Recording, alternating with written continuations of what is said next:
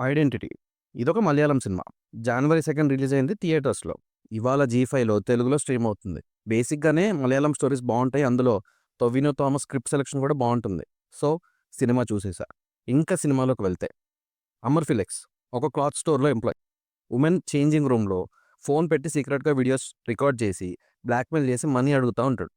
ఇలా చాలామంది అమ్మాయిల వీడియోస్ తీసి వాళ్ళని బ్లాక్‌మెయిల్ చేస్తా ఉంటాడు. ఈ వీడియోస్ మొత్తం కలెక్ట్ చేసి వేరే వాళ్ళకి అమ్మేసే ప్లాన్‌లో ఉంటాడు.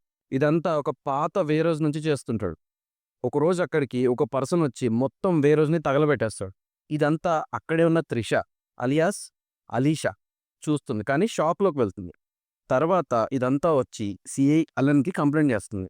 తను చెప్పే డీటెయిల్స్‌ని బేస్ చేసుకొని స్కెచ్ ఆర్టిస్ట్‌తో స్కెచ్ వేయించి మర్డరర్‌ని పట్టుకోవాలి అనుకుంటారు.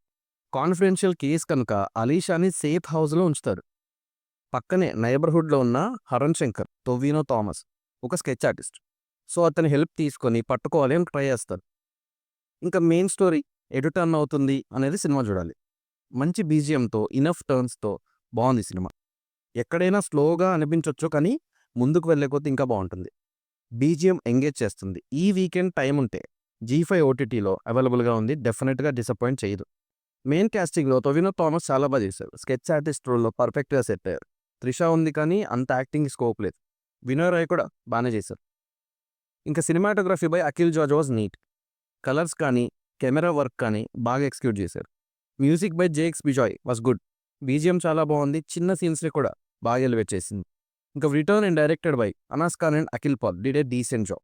ఇంకా నా వరకు సినిమా బాగుంది. ట్రై చేయొచ్చు. మీరు చూస్తే ఎలా అనిపించిందో నాకు కామెంట్ చేయండి. రివ్యూ నచ్చితే లైక్, షేర్, సబ్స్క్రైబ్ చేసుకోండి.